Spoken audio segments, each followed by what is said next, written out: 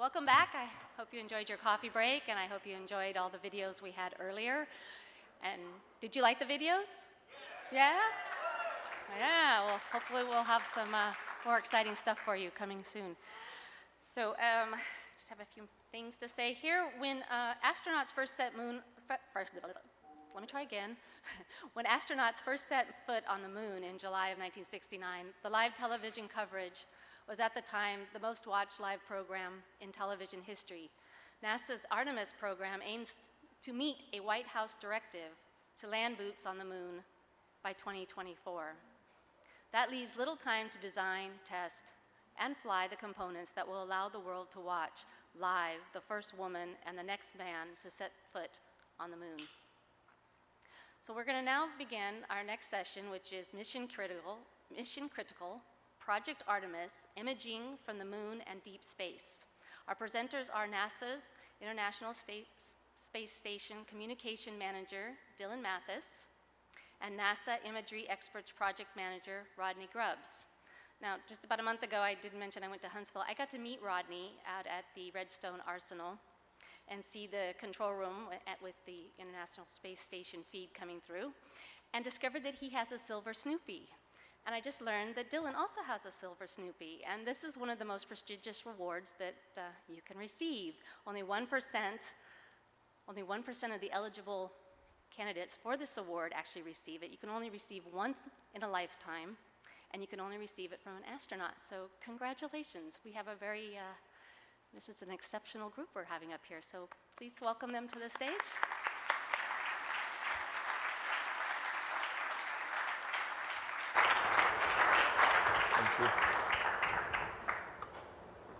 Go ahead.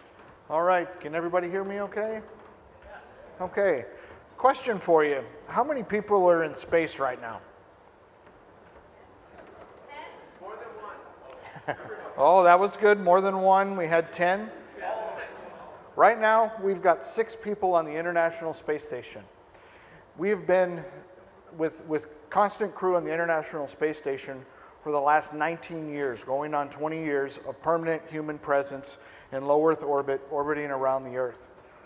And on there, we're doing science that we can't do anywhere else, and we're also doing things that are helping us go back to the moon. And it is the ISS is a proving ground for that. Now I'd like to turn it over to my colleague, Rodney Grubbs. All right, so I was asked today to talk about our return to the moon and the challenges that we face for doing imagery from when we go back to the moon. But I want to step back a little bit and be a little philosophical for a moment and just talk about the importance of imagery in general and discuss a little bit about why we have cameras in these environments in the first place. So many people consider this image taken from Apollo 8 one of the most important photographs ever taken. Most of you have probably seen the full image of this. This is the famous Earthrise from Apollo 8. And it was taken at the end of a very tumultuous year, 1968. Assassinations and war and all of these things going on back here on planet Earth.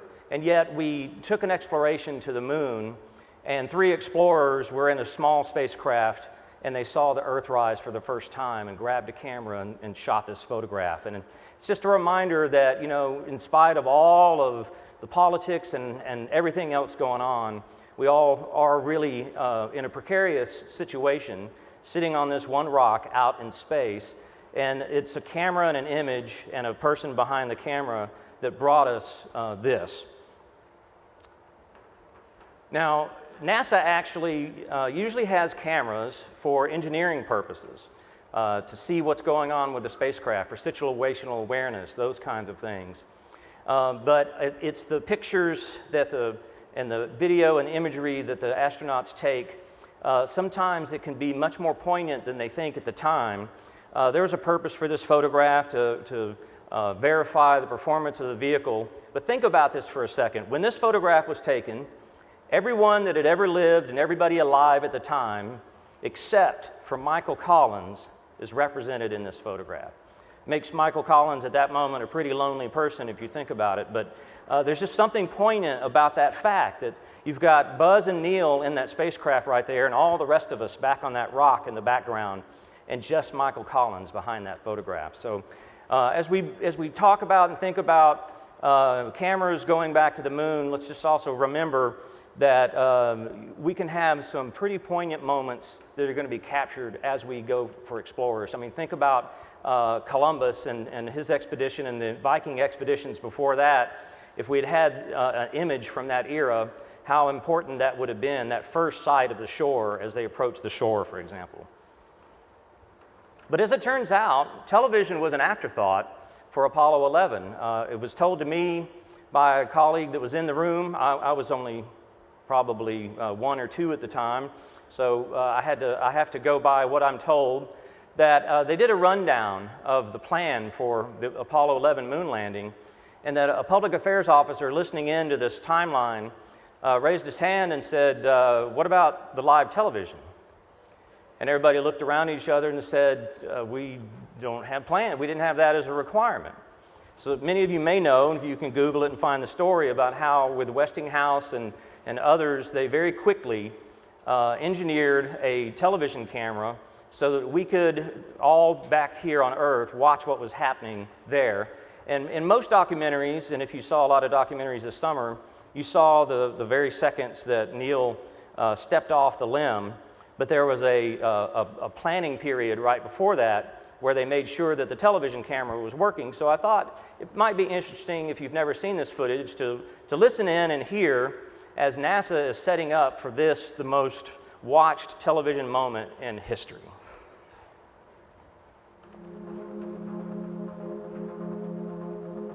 That's not the right audio.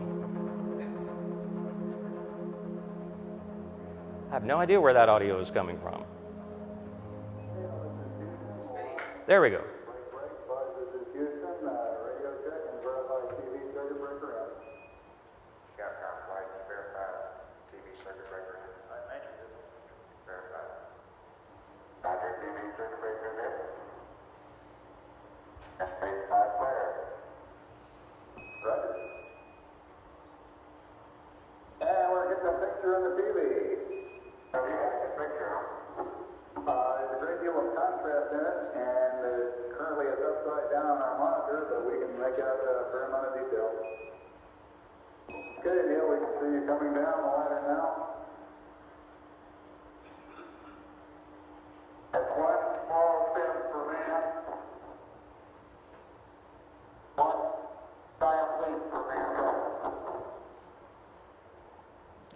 So that was a little bit of behind the scenes of as they were waiting. Yeah. As they were waiting to make sure the camera was working before they proceeded with their timeline. Now, if I have anything to say about it, when we go back to the moon, we're going to have a little bit better video quality than that. Not to disparage what they pulled off in a very short period of time. Let me just be clear for the record. I thought it might be interesting for you to know that the voice of Capcom for the first steps on the moon was a gentleman named Bruce McCandless. 15 years later, he became the first human being to untether and become a spaceship all by himself. This is Bruce McCandless flying in this manned maneuvering unit, and he flew some distance away from the shuttle.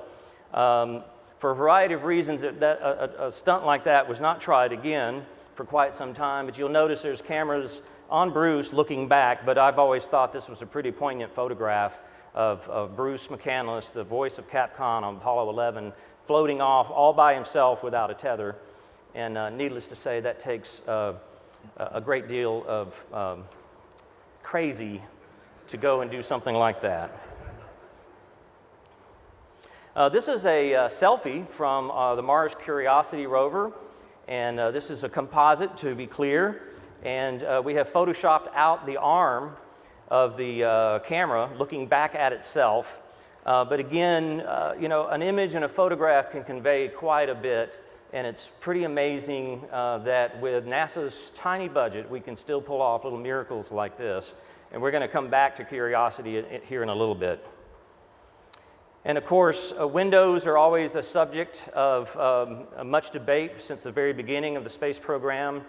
There were discussions about putting a window on the spacecraft. If any of you have seen Right Stuff, there's a long scene about that, and it's very true. And those debates are continuing today for the Artemis program. about whether or not we can put a window on the moon. But I think it says a lot about NASA that only NASA would build a space station and put a bay window. And needless to say, if we were to fly to the ISS, Terry talked earlier about they have a lot of work to do, but if I was up there and I had a little free time, I think I'd be sitting in the bay window looking back at this Earth as well. So during the early days of human spaceflight, let's segue a little bit to why we're here and what we want to talk to you about today. NASA had to pretty much invent everything or work with industry to invent what was happening. We made our own cameras with industry's help.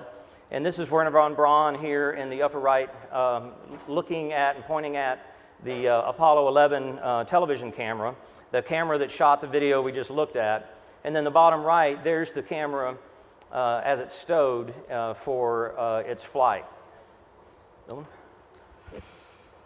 So as Rodney was saying, a lot of the cameras and things that were used, NASA had to invent.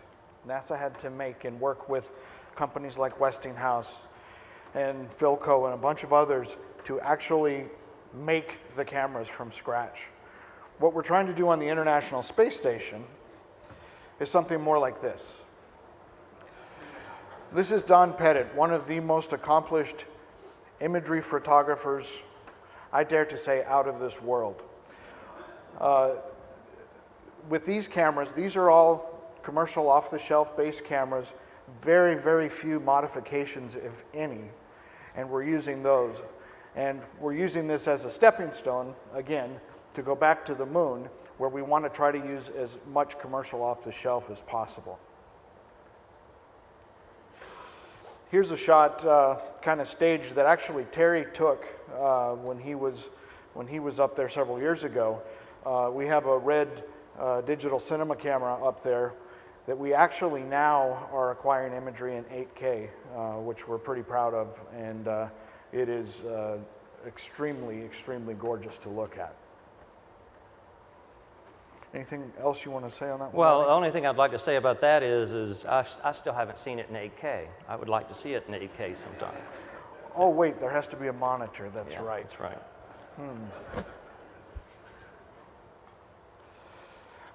All right, and here's some time lapse we'd like to show you that was recently shot. And you see the little bright lights there are lightning strikes that are happening. This is a full moon night, I believe. And this is taken with the Nikon D5 at about a frame a second, and then stitched together. How fast do they go? 17,500 miles an hour. Going around the Earth 16 times a day. Pop quiz, how many people are in space? Excellent. You're made paying my day. attention. You made my day, thank you. All right, so NASA as a whole, you know, we're a bunch of nerds and we do all this engineering stuff and try to go into space and push the bounds of what humanity has done. We've got a tremendous story, but we're not the best storytellers in the world. So that's why we've teamed with folks like IMAX. We've teamed with Felix and Paul, which is a cinematic virtual reality company, to actually have the true storytellers tell our story. And so we've got some really exciting things. Astrobee, which is a free-floating robot, if you will, that has cameras all over it. And Rodney will talk a little bit more about that in a minute, where it actually can do surveillance with nobody in a visiting space vehicle at that time. Also, we have a slightly modified Nikon camera that's outside that we're actually using the video side of it the majority of the time, where it's on a old stanchion that we had. We took a previous pen tilt unit from another older standard def camera and actually strapped on this to the top of it because pen tilt units are very expensive to certify for space. So we figured out a way to use what we already had and try to give us a better quality image. Also takes great still images as well, but it gives us some imagery and some angles that we haven't had before. All right, I've got a video we'd like to show real quick if we can lose the lights.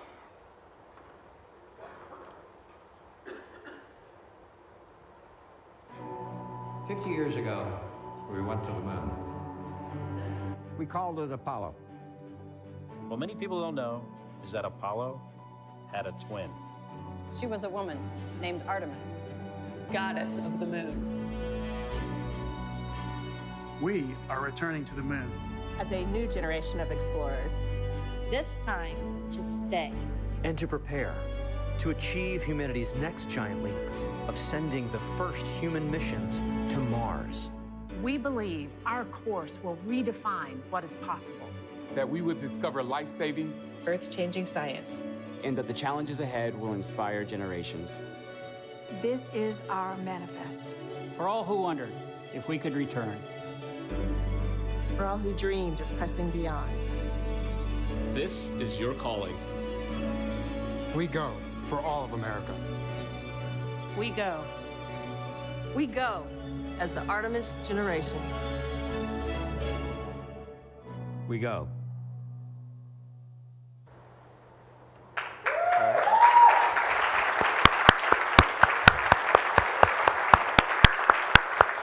Anybody recognize the voice and face at the end there?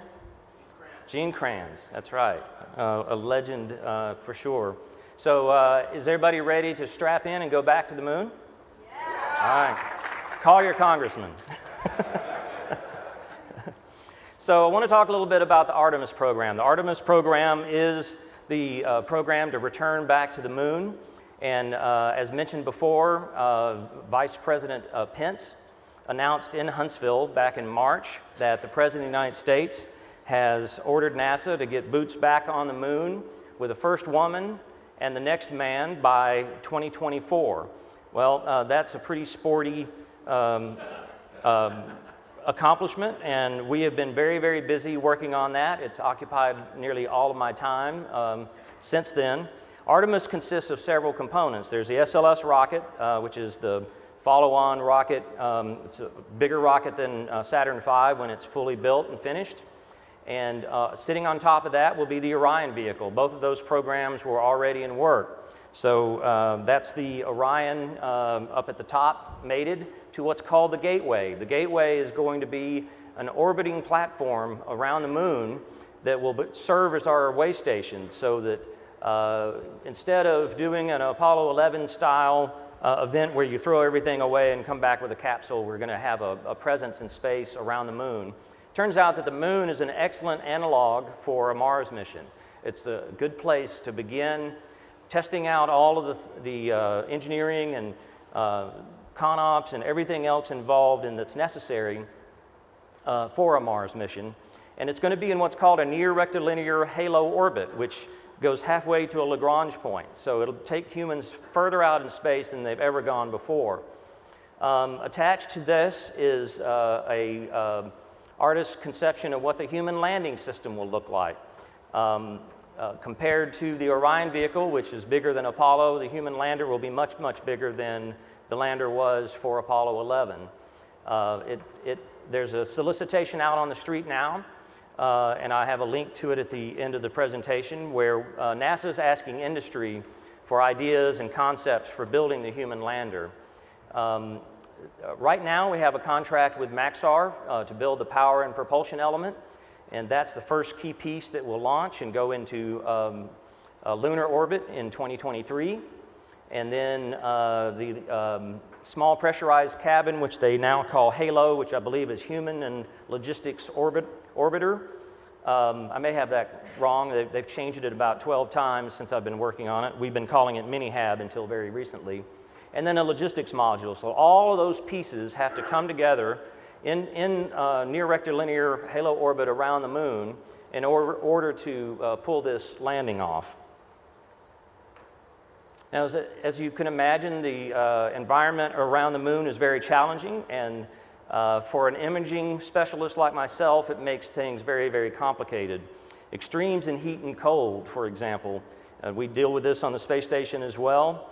You, of course, are in a vacuum in space, so you engineers should know and understand and appreciate how difficult it would be to have electronics in the vacuum of space in the extreme cold and heat environment where there's no convective cooling unless you encapsulate that device. And if you encapsulate and pressurize that device, that's a new order of magnitude of complication as well. So making an external camera work in space, particularly the space around the moon, is going to be very, very complicated. The radiation environment, and as I'll show you in a minute, takes a toll on everybody and everything. So you have all these particles shooting through the spacecraft, shooting through the humans on orbit. I've talked with, and Dylan's talked with astronauts that have seen flashes in their eyes when a particle blasts through their eyeball, for example. And I can imagine that that would be a little disconcerting. But anyway, the radiation takes its toll on the sensors. When we fly commercial cameras, we begin to see the damage to those sensors over time. And they'll show up as dots, dead pixels in the camera. And that's in low Earth orbit, which is what most of our experience is going to be. There's very little known about some of the radiation environment that we're going to be at when we go halfway to the Lagrange point at the apogee of the orbit of this thing. Lunar dust, as it turns out, right before Neil Armstrong climbed back up the ladder, he had a little bit of room to carry some more items, and so he scooped up some lunar dust, some lunar dirt. That turned out to be very, very important because when they started looking at that lunar dust under a microscope, they discovered that it has very sharp edges, almost like a fish hook. And those sharp edges, when they get into a mechanical device, they can cause gumming up the works, as we would say in Alabama. So mitigating lunar dust is going to be a big challenge for us. All right, if we can bring the lights down, let your eyes adjust for a second. Everybody see those stars? Those are not stars. Those are radiation hits to one of our red cameras. This one was up for 2 years. I believe this was a 6K version. 6K weapon, right. Yeah. Yeah. Mm-hmm. This was a 6K weapon. By the way, certifying something to fly in space called a weapon.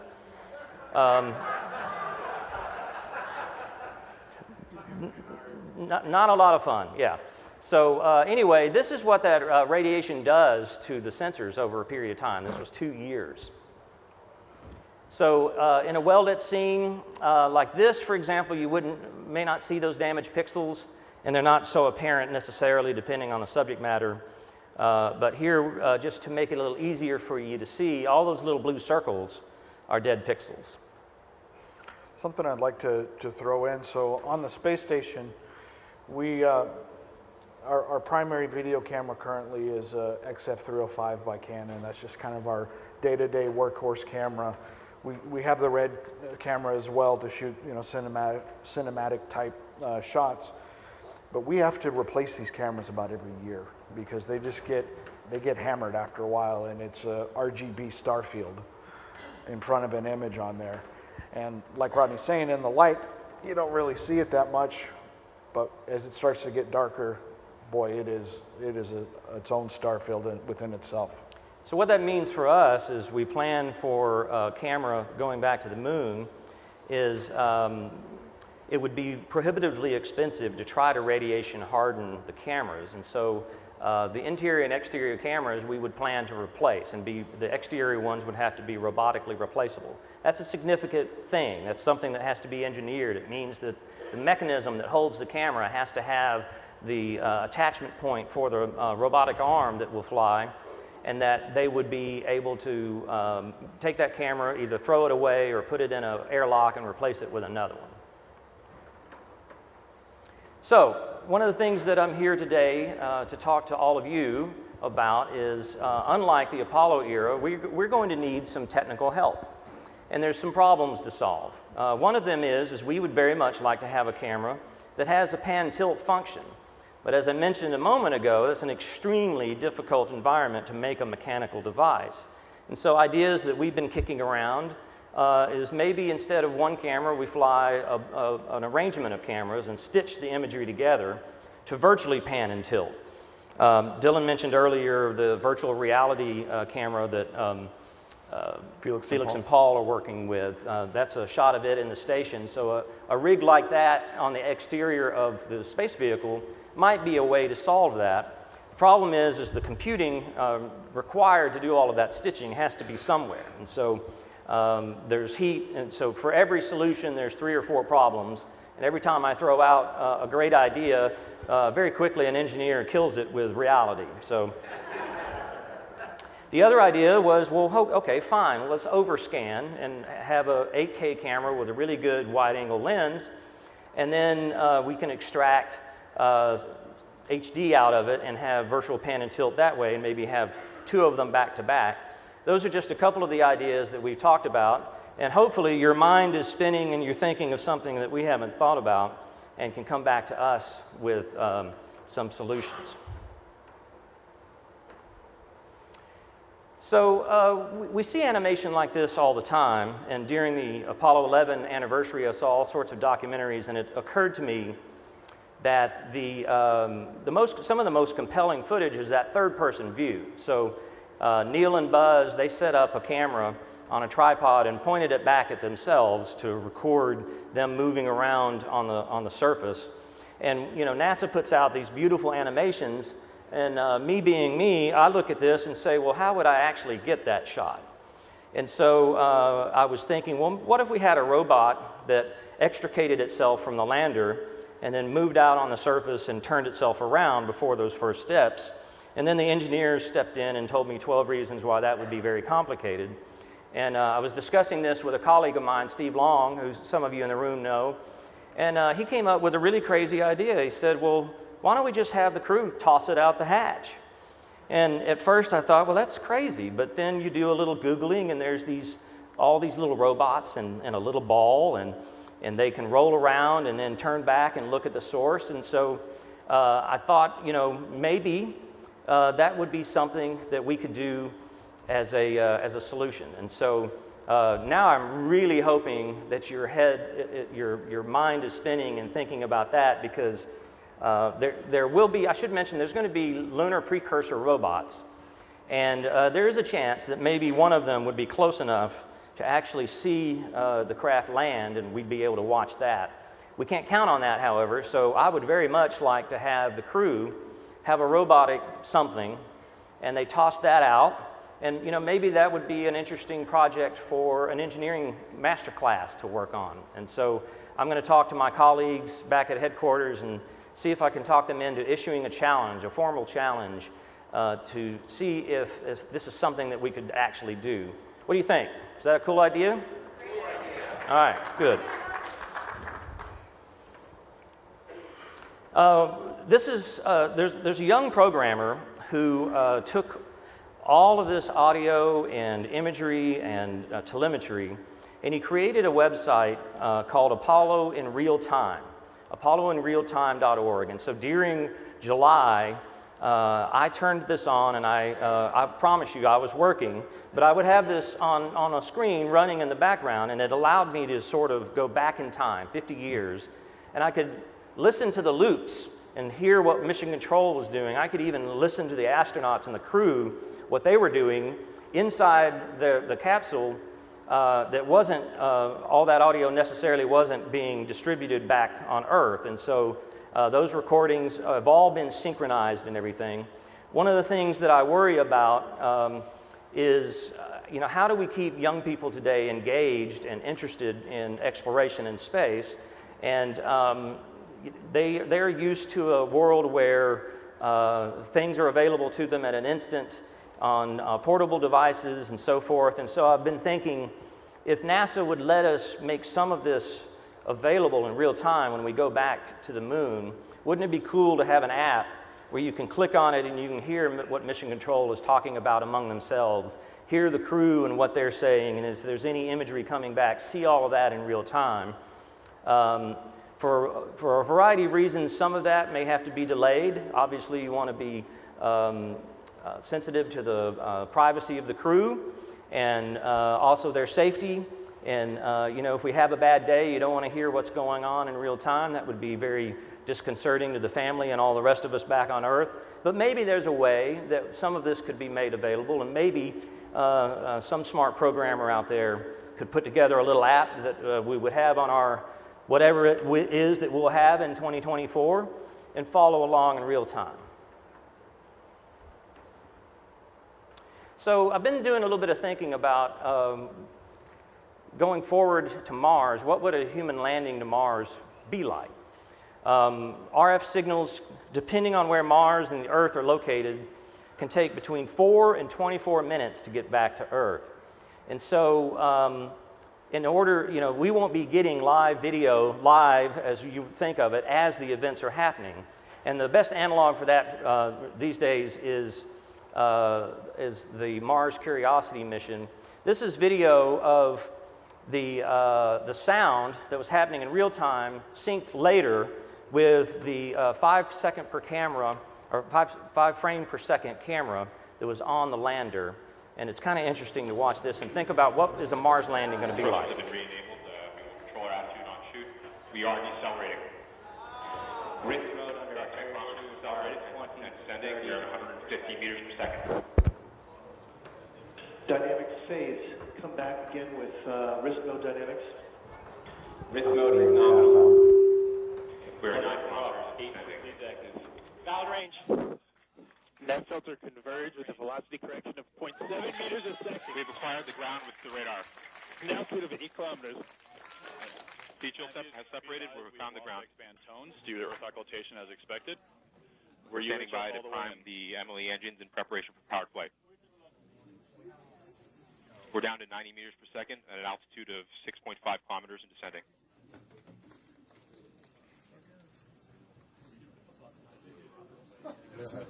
Flight EDL, we've got some Tweedo warnings.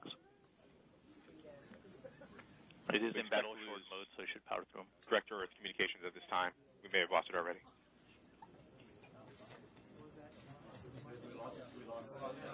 We're down to 86 meters per second at an altitude of 4 kilometers and descending. We've lost tones from Earth at this time. This is expected. We're continuing on Odyssey telemetry. Ground solution equals minus 10.8 meters, vertical velocity of minus 82.8 meters per second. Start enabled, standing by for backshell separation. Signal to Odyssey is still strong.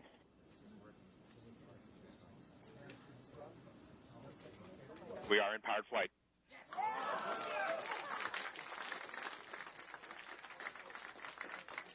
We're at altitude of 1 kilometer descending, about 70 meters per second. Signal to Odyssey remains down to 50 meters per second, 500 meters in altitude. Standing by for sky crane.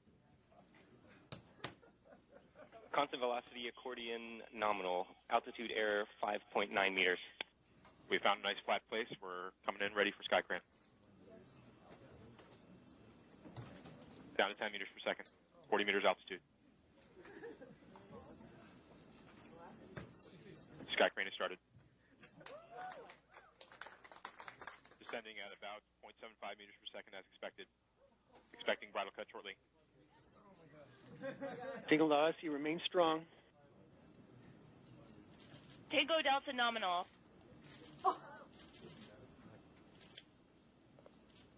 Yeah. UDLCOM configured. Brim stable. UHF telemetry. Brim stable. UHF is good. Touchdown confirmed. We're safe on Mars.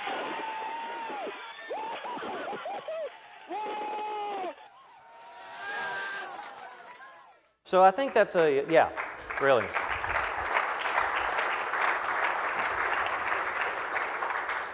That to me is JPL at its finest hour, showing off.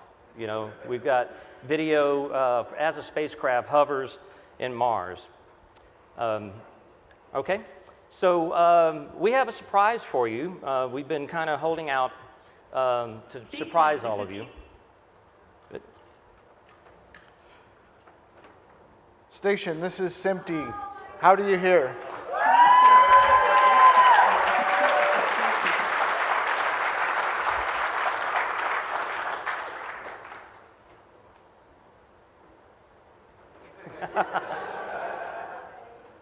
Welcome aboard the International Space Station.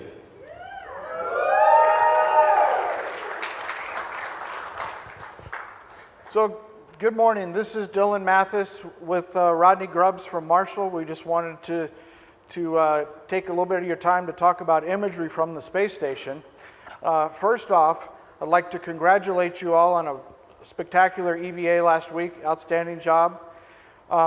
But our first question starting out is, what images from the space program inspired you when you were younger?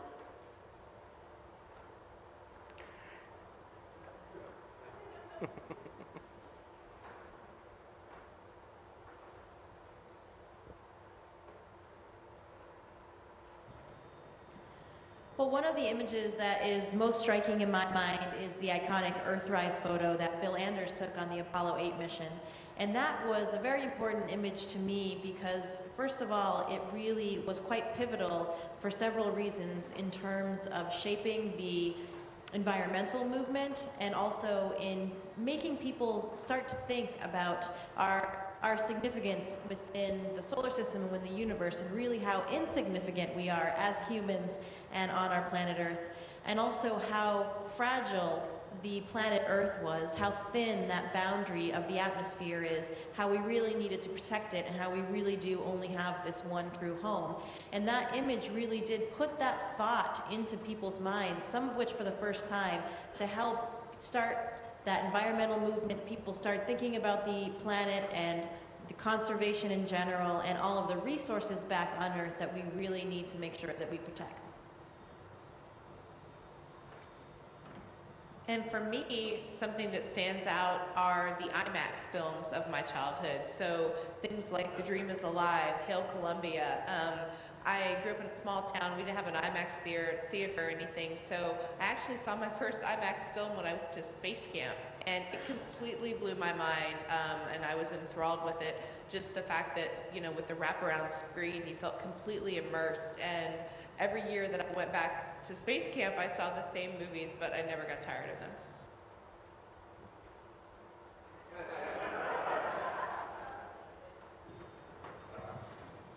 In this recent past here on the ISS, we've done a number of spacewalks, as you know, very high-profile one last week, and one of the iconic images that people often associate with NASA is the picture of Bruce McCandless in the MMU, the Manned Maneuvering Unit, our archaic nomenclature now, but nevertheless a picture of him in that what otherwise I think commonly people would assume is a jetpack.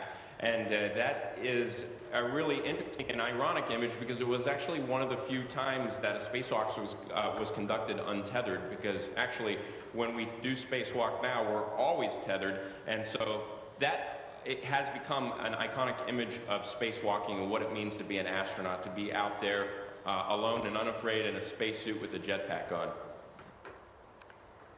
What can we do in an age where so many people seem to be skeptical about what they see and hear to assure them that what they're seeing from us as you explore space is actually real? And can you also tell us where over the Earth you are about right now? Over.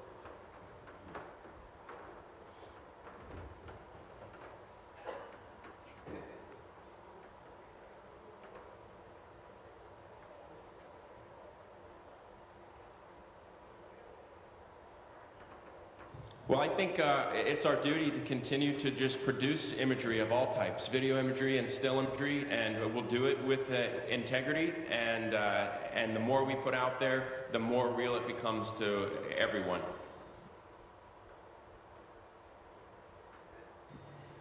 And I completely agree with Drew, and to add to that, I think adding the personal stories behind the images can do so much to really bring it home, and the emotion that we felt at the time kind of shows that there was more to it than just the image captured. So I know you guys occasionally get a little bit of downtime, not a whole lot, but when you do, are you able to watch movies and that type of thing? Over.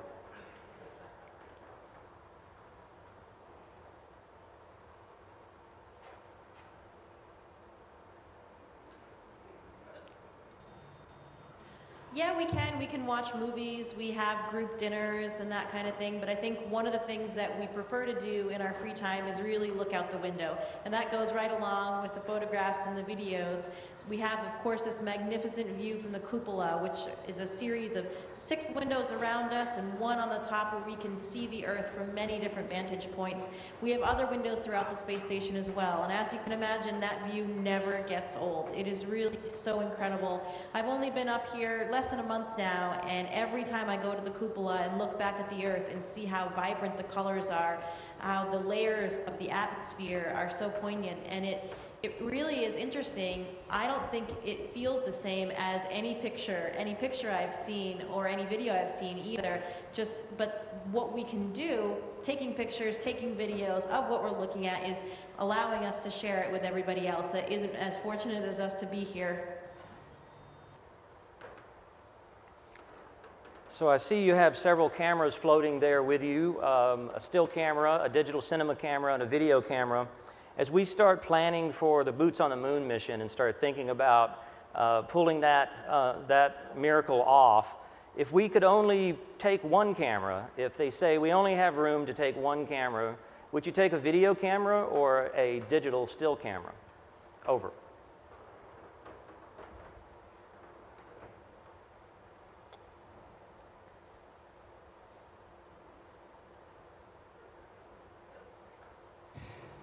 Bill, going back to the spacewalks we did recently, we're often faced with that decision. Do we take a still camera or do we take a GoPro camera with us? Sometimes we take both, but often that's not convenient. And we'll make similar decisions in the future, but I think if you take a really high quality, high definition video camera, you can always turn that into still images later. So, you know, if you had to, I think that's the image that you want to capture that really brings it to life.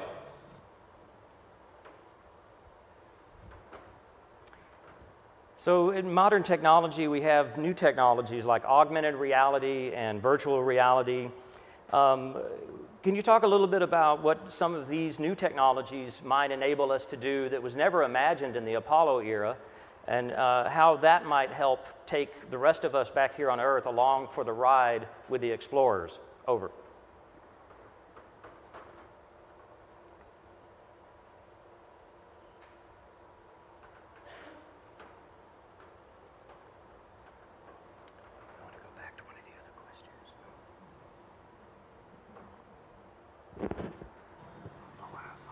I think there's a couple different ways that we use things like virtual reality and augmented reality on board the International Space Station. One is training.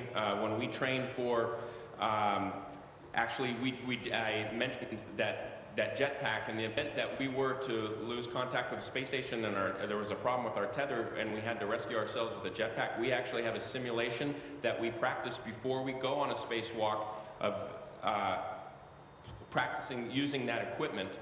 And we have a virtual reality headset that we use for that. So we use it in training. We also use it in, or intend to use something called HoloLens, which is a payload that we're exploring how it could use to help us operationally doing maintenance tasks where the ground can see what we're seeing. We often use over-the-shoulder camera views with just one of these XF305s like we demonstrated here, where the ground team is looking at what we're doing and provides that overwatch and that extra set of eyes when something floats away or if there's something we've missed, and we often need their assistance. With the augmented reality style, they'll be able to see exactly where we're looking, potentially provide overlays and direct instructions, point things out to us. And then something else that I've noticed being up here is that it would be, you know, when we go further and further, we go onto the moon and we go onto Mars, the ability to escape your environment. You know, right now we have this beautiful window, we can look at the Earth, but when we get further and further away from the Earth, we'll need that immersive technology, virtual reality, to reproduce the sensation of being at home or being in a different environment when we no longer can just look out the window and see the Earth below us. Yeah, in addition to that, we actually are using some of that at NASA already. I was a subject for a payload, I think, that was already being developed in looking at psychological support for astronauts on exactly that kind of mission that Drew was talking about.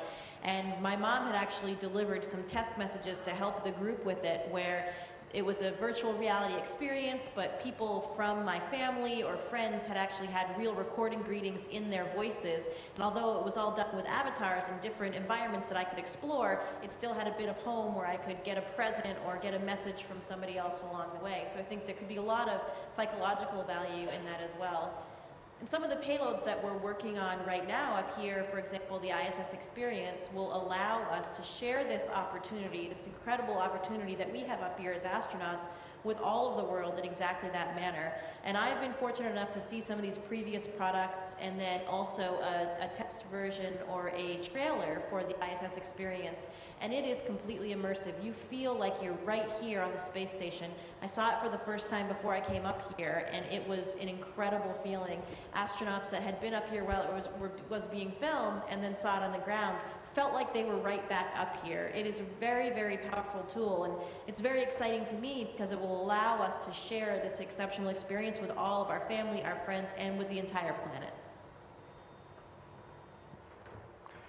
So, pardon the expression, I'd like to zoom out a little bit and ask you, big picture-wise, what is it we're doing on space station that's going to help us get to the moon and Mars? What things are we learning?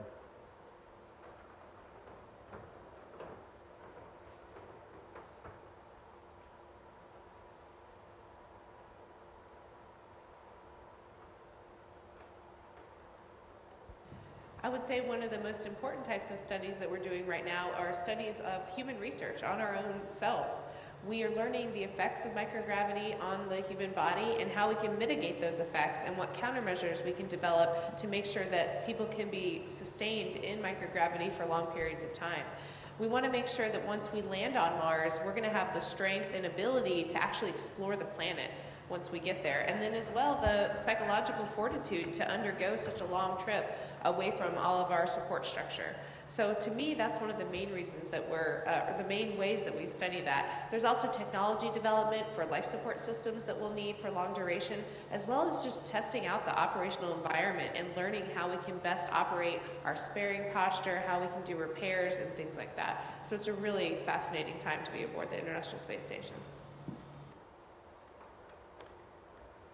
So I've always wondered, what are those first moments as you And you know, the International Space Station is also a test bed for commercial partnership as well as international partnership. And in my opinion, the most important is international partnership. And that's a key feature of the Artemis program and our return to the moon, is that will be a commercial and international partnership.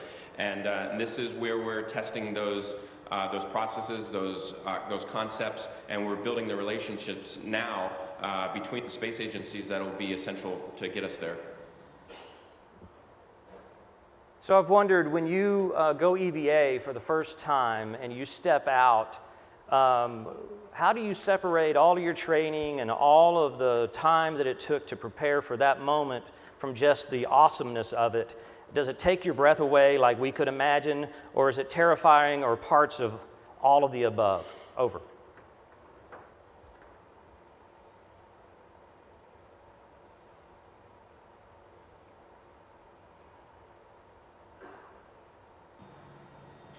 Well, that's an interesting timing for that question, since exactly that happened to me just last Friday. Was my very first spacewalk. And I would say it is a combination of everything that you said. We have so many hours of rigorous training on the ground where we have rehearsed everything that we do in the suits and using the tools that we use, all underwater and training in Houston. So we have this muscle memory, which is really nice to rely on in that kind of environment.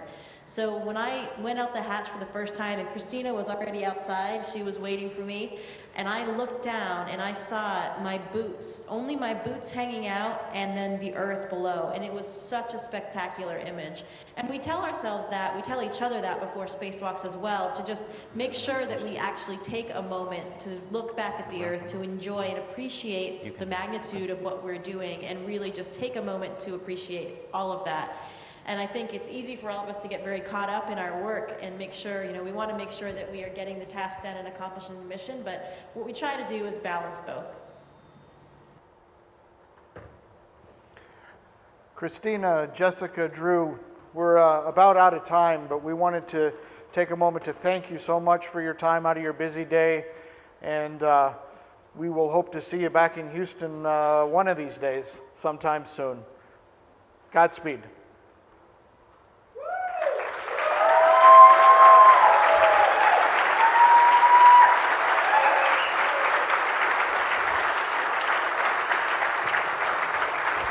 Well, thank you so much, Dylan, and it's been wonderful speaking to you guys today.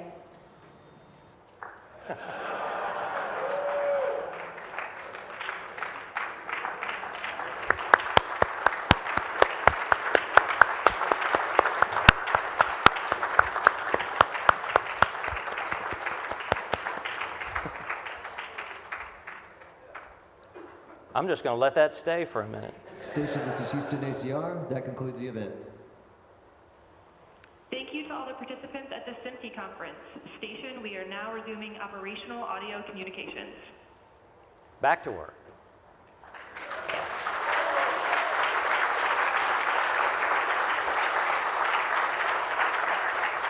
I want to thank a lot of people who have really worked hard to pull off that little miracle. Every time we do a live shot from space, I just am in awe that all of that works. And we're using a lot of the technology and standards that people in this room developed. So thank you very much.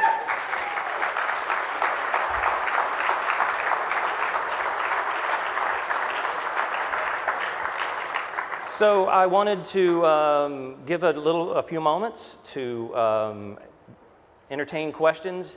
We've already talked a little bit about some of the challenges that we face, and we are hoping that industry can help us capture the imagery for the filmmakers 50 years after the next moon landing, so they can do the same kind of things that we heard about today, where they're telling the stories of our exploration, and this time, hopefully, going back to the moon to stay and then on to Mars. So we'll take a few questions.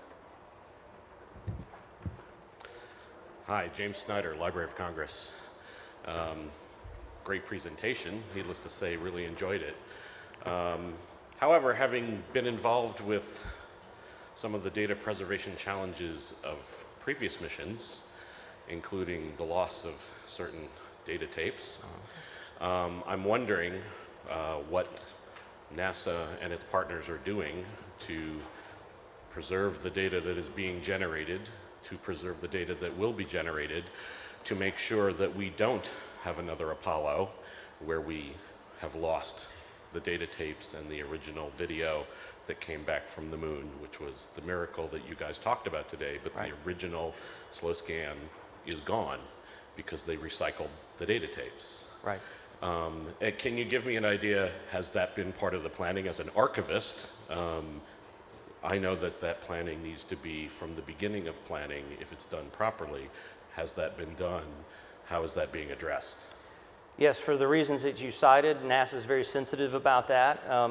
The short answer is big servers and cloud to have multiple copies of everything and glacial storage copies of everything. But if you're familiar with the concept that Vint Cerf has about bit rot, one of the things I worry about is it's one thing to have the data, it's another entirely to be able to interpret it and use it 50 years hence when operating systems and everything changes. So there is a working group, an international working group working on international standards for data archiving, and NASA is planning on participating in that and has people that participate in the writing of those standards, and it involves not only capturing the data, but the operating systems and the other code that is required to interpret that data. And please tell me you're hashing everything. That's beyond my expertise. So. Good question. Yeah. As a person who's been involved occasionally with live broadcasts and live events, I just take my hat off to you guys for pulling this off with such a great straight face and knocking us dead with this. Can you give us a little bit of behind the scenes information about what kind of images were acquired, how they actually transported, how they got here, what the delays were, and the things that... Yeah, I'll go very quickly and talk about something that we just did that is new. There are tracking data relay satellites around the Earth, and the signals from the station as it's orbiting bounce around those, and they land in New Mexico. and then go to the Marshall Space Flight Center and Johnson Space Center. And that was shot with a Canon 305, right, Dylan? And used an MPEG-4 commercial encoder, I believe. And then that's muxed together with all the other telemetry coming from the ISS. When it hits the ground at JSC and Marshall Space Flight Center, they split out all of the headers and get back to the transport stream. In this case, we had two modes of transport, and the primary was using AWS Elemental Cloud media services. You're going to hear a little bit more about this afternoon. And that's what's a little bit new. Normally we would just rely on a satellite return, but we couldn't figure out how to get a satellite dish and the live video back here. And so we decided we want to try something a little bit different, and AWS Elemental was gracious enough to offer their services. So we routed the video to Encompass in Atlanta, and then from there, media servers and Cloud Magic that you'll hear more about got it all here. And I believe the latency was around 5.5 seconds, something like that. And getting it from the space station is about 650 milliseconds by the time it hits the decoder. But there's a lot of steps that are involved in doing that, and a lot of magic that happens. And just the fact that we could do this here and talk with them, to me, just amazes me. It's phenomenal. Yeah.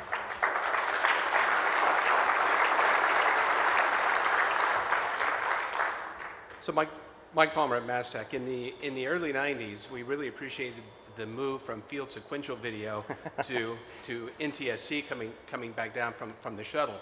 And we didn't realize immediately that what was at the end of the cable in the shuttle was a Sony Handycam. In the middle of my first interview that I did with the shuttle, 4 minutes in, we lost video. It went to black and the audio continued, which, as a producer and director of that shot, made my heart leave my chest. And we found out later the problem was that the tape was left in the camera and it simply timed out. Yeah. What type of unintended consequences have you found in the use of off-the-shelf equipment in space? That's a good question. Well, I have to think of a few. Well, one of the things, just to give you an example, with the cameras that we use, yes, we tout, yes, we're using COTS cameras, but because of a camera needing to be left on for an extended period of time and not time out, we work with the manufacturers to change the firmware so that those things stay on and you don't have that timeout type scenario where your heart comes out of your chest. I can only imagine what that must have felt like. Yeah, I believe Nikon actually has a NASA setting now for that. And you know, one of the other things is a viewfinder that you put your eye up against is totally impractical in space for the reasons that you just saw with everything floating around. So we've learned that the bigger the monitor, the better. And the bigger the sensor, of course, the shallower the depth of field. So we had to really train the crew to be really precise when they're using a digital cinema camera to get everything in focus, because the smaller sensors in the video cameras are a lot more forgiving than a digital cinema camera. Pat Griffiths, SMPTE president. Once again, thank you for pulling this off. We were all on pins and needles hoping it would happen, so awesome. My question is, the sun is 1.6 billion candelas per meter squared. You've talked a lot about more spatial resolution, which of course we love. What about HDR? We do have standards, by the way, for that. Yes. I was told there'd be no math in this. Go ahead. So I'm glad you asked that question, because we were doing some modeling recently where we were looking for camera locations for the gateway, the part of the spacecraft that we showed you that'll be around the moon. And we were, you know, we can be very precise, tell them the lens and the sensor and so forth, and they have a CAD model of what the vehicle is going to look like. So they can tell you exactly what kind of view we would get with that combination. And we were getting pretty excited about it until I said, well, what about the sun? You haven't added the sun yet. And one of the challenges that we have is when the vehicle has Orion on board, the back of Orion has to face the sun all the time. And so a camera location that is looking right down the spacecraft at where the Orion will be coming in will look great until it's pointed straight at the sun. And so, you know, those of you out there think you deal with high contrast. Well, let's go out in space and get the aperture right when you're pointed right at the sun, but what you want to see is in total, in complete, utter blackness. And so HDR is something that we've talked a lot about and that we hope to take advantage of, and it's very much on my mind for that reason. We have some expertise, so we're here to help you. Well, thank you. I'm counting on it. Hi, my question is, what do you estimate the probability being that we will actually make it to the moon by 2024? Politically or technically? Technically. It's going to be sporty, I'm not going to lie. NASA's doing things a little bit different than it did in the Apollo days, where we designed the rockets pretty much ourselves and then told industry, build me 5 more of those. We don't have time to go through all of that procurement process and so forth. So this time around, they're doing announcements and saying, hey, we kind of want a lander, and these are the basic things that we want to do. Hey, industry and companies that you all know about and hear about are interested in participating with NASA, and it's going to be more of a partnership than before. But if everything goes right, we get all the funding that we want, it's still going to be very sporty, because there's going to be a lot of things that will fly with crew on board for the first time. There won't be a practice mission for the human landing system. When it goes to the moon, it'll be going with crew for the first time on its first maiden voyage to pull that 2024 off. Also, because of that orbit, once they get to the moon, it's not going to be a photo op and bounce around for a while and jump back and go back. They're going to have to be there for 6.5 days, because their lifeboat is heading back to the Lagrange point. And so they're going to be there for a while. So there's a lot of technological hurdles, and there's a lot of good people working hard along with industry to figure it out. So that was a long-winded way to say, I certainly hope we can pull it off. Isn't it worth trying, though? Yeah. Hi, I'm Bill Miller.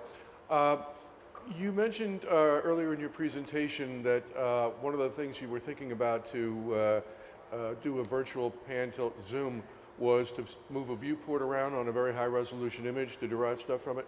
We have a SMPTE standard that describes how to describe that viewport. The question is, do you need more? That standard is currently under review. So what would be helpful for us in reviewing it is knowing what the original size image, the limits of the original size image you need would be, so that we can possibly rework that standard to give you the number of bits you need to be able to describe a huge viewport. Mm-hmm. Well, obviously, I'm not going to be able to answer all your questions there, but I certainly know the right people to put in touch with you, and it sounds like perfect timing to have that conversation. So if you want to reach me later, we'll get our contact information, and I'll get the smart people back in Houston in touch with you, and hopefully they can give you the information specifically that you're asking about. Be happy to. Thank you. Thank you. I'm Merrill Weiss. You've mentioned a number of times the orbit that will be used around the moon. Could you explain the reason for that briefly? Well, believe it or not, I'm not a orbital mechanics specialist, so I can do my best to interpret what my Bachelor of Arts from University of Alabama brain interpreted. But one is that the way that orbit is going to work, it gives you nearly constant communications back to Earth, because it is, I wish I had a visual, but instead of going around the moon relative to the Earth, it's going around the moon perpendicular to the Earth. And so there's only a couple of eclipses where it's not in constant communication. So that was one reason. The other is the Lagrange point gives you ability to have that parking orbit that doesn't require as much energy once you get there. And the third reason is it happens to be a really good launching point for a crewed mission to Mars, which is the ultimate goal. Did I pull that off? Rod Evenson is the name. You were talking earlier about the radiation damage to camera sensors. Now, I'm remembering that in the Apollo missions, photographic film was stored in a lead pig to keep it from being exposed by cosmic rays and such. Certainly, the idea of shielding an entire camera that way is not practical, but what about the sensor itself? And I'd had some experience in this area. When I worked at Hanford, we had a camera looking into an area between in the annulus of a nuclear radiation waste tank, a radioactive materials waste tank. The camera was shielded with a half-inch of lead. There was also a video camera which was intended for use in nuclear environments. The shielding was sufficient for about 20 minutes using a slide duplication film which had an exposure index of about 5.